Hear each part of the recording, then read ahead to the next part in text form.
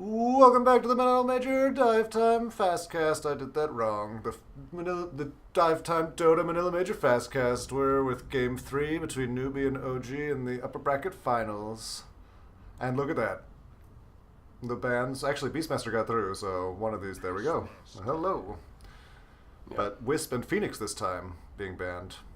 Didn't Newbee have Phoenix last time anyway? That's interesting. They banned their own hero they did really well with. They did have Phoenix last time, But they chose to rush well, the Earth. they lost last game. OG won game 2, Newbee won game 1.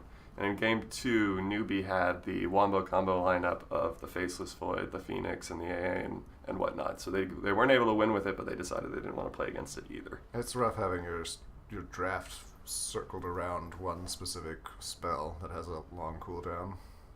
Yeah, no, you're right. I thought that it was going to work out for them, but it ended up being a little bit too greedy. They needed a little more, I guess, damage or a little more gank. I'm not entirely sure what would have been the magic ticket for them, but OG played a better all-around game of Dota with a less specialized lineup, and they took game 2. So here in game 3, Newbee takes the Spectre for their hard carry, which is that's going to work fine. A little bit of mana burn on these heroes. OG's got... The ET is going to be very powerful. Yeah, that's what I was going to mention. So OG goes Invoker, Lycan for their hard carries. Elder Titan has just been outstanding. I'm surprised he hasn't been picked more in these later games. Crystal Main's a solid support. I haven't seen too much for, though. And then the Beastmaster is an obvious good pick. So we'll see some shouts, ET ults and shouts into Crystal Maiden ults and Invoker combos with Lycan. Does Crystal Maiden's ult wake you up from ET Stomp? I feel like it doesn't. It's not directly targeting you. I don't think... I'm not sure. We might find out this game. Oh, yeah. No tail on Invoker. No, never mind. Completely wrong. No tail on Lycan. So Newbee has an Alchemist as well as the Spectre. That was their last pick. Very interesting. Bat, oof, dead before a minute in. We remember how you treated our bat. Yeah, that was a good Elder Titan, Sleep, and Sunstrike. This bat's going to probably have a pretty tough lane. Meanwhile, anyway, so as I was saying, the Spectre and the Alch, that's two pretty hard carries, one after the other. So it seems like they're of the opinion that they would probably do better later against this OG lineup. And I do agree. With the Spectre? Yeah, every time. Well, yeah, but to go Alchemist after the Spectre, they saw OG's lineup and went, this is a early game lineup, and I agree. Like, the Lycan's going to fall off.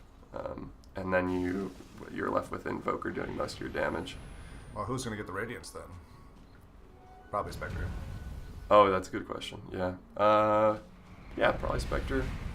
But Radiance does so much stronger early game, and Alch can farm. OG gets another kill, this time pretty deep. A ward is placed, though, so now Newbee's going to have a little extra vision in the mid.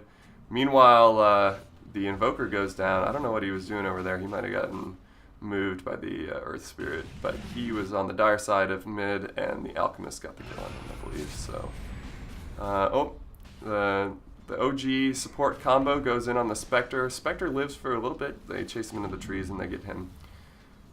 So, 4-2 now. OG with the edge, and I think we're going to see Newbee try to be as defensive as possible now, especially now that the Lycan is online. Lycan's going to be trying to terrorize all of Newbee, while Newbee needs to get farm on two pretty hard carries. So OG takes the mid-tier 1 with no contest, and they smoke up and move into the dire jungle looking for some farmers. There should be two. Alch's spidey senses were tingling. Alch's spidey senses were tingling, and Spectre is still in the lane top, so they don't find anyone, but it is all warded up. And that might, be the difference maker. These early wards by OG in the dire jungle, these two hard farming late carries aren't going to be able to get going if if OG is able to control them. Is everyone going to get Tranquil Boots this game? I mean, other than Spectre? OG's still in the Newbee jungle, and they engage behind the tier 2, and it's a huge Earth Spirit ult, and they get 3. So down goes the tier 2. What they need to. They're getting this early game advantage. If they had lost early game, it would have been completely over for them. OG's Elder Titan gets an exit stun on 4 very impressively. That stops the counter engage. And OG's doubled up on Newbee 8-4 with 12 or 13 minutes in now. And OG takes the bottom tier 1. And now everything's clear for Roche. I believe a lot of pinging is going out or scanning. But there's action at the tier 2 bot. OG goes in with a shout, and they get an Earth Spirit and a Disruptor. The hard carries are trying to get some kills in the back end of this. The Spectre gets a Crystal Main, but it's not really... I mean, it's better than nothing, but not a good trade. Newbee's just not afraid. They're just sticking around way longer than I ever would. Yeah, Newbee's tier 2 has taken some chip damage now, a lot of chip damage. And it looks like, to your point, OG has some sustain. They're going to outfight Newbee in these situations, especially with their supports getting blown up. And it looks like Alk decided to get the Radiance early, whereas Spectre, I suppose, is going into Diffusal? I have no idea. Yeah, that makes sense with the agility sword, blade of a clarity, or whatever it's called. And the Bat Rider gets caught or chased down, and the Radiant safe lane. Beastmaster and Lycan both going Necro. Yes, lots of creep push. And that's what you want from an early game lineup. You're going to gank well, but you're also going to push well. And so lots of creeps. Early too. The heroes can't kill it off without losing half their health. It's true. So OC is right now. Their OG, I should say, is slow sieging the Newbee tier 3 bot, keeping the mid lane pushed out as well, and giving Lycan lots of time to farm. The Roche went down. I don't remember how long ago, but does anyone have the Aegis still? Yes, Invoker. Okay. Still a really close game with Elder experience. Titan with an Invis. This could be a good setup. He's not gonna. He pops it though, and the defense is there. Newbee comes out, but they're losing. They've lost 3 now, but securing almost all the important kills on OG. OG still came out ahead. That was 3 for 4. There were definitely some buybacks. Yeah, OG definitely getting the better end of that deal, and with some chip damage on the tier 3 as well. But Newbee, they were able to get all the 3, 4, 5 heroes on OG, so that's worth something. And they didn't lose their carries, I think. There was a shout engage on an Alk who was off out of the high ground, and that is a costly mistake because now OG finishes the rack spot, and they're moving to take the racks mid. Everyone drops everything, and Newbee is able to take down the Invoker, who his Aegis either wore off or they got the Aegis as well before that. He buys back to give the Sunstrike, but it ends up being about a 2 for 2 trade. Newbee does lose the Spectre. OG's pushing their second lane of racks at 24 minutes. They are definitely playing the early game appropriately.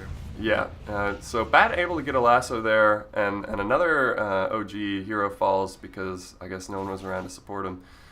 So 2 kills going for Newbee there when they really didn't need to, or shouldn't have been in the area considering there were supports. But Alk is farming pretty well still, but as we all know, solo Alk can't fight the whole team. And Spectre went Blade Mail. You know that there's some desperation there when your spec has to go Blade. Yeah, that is an interesting pickup. And they have Urn. She has Urn as well.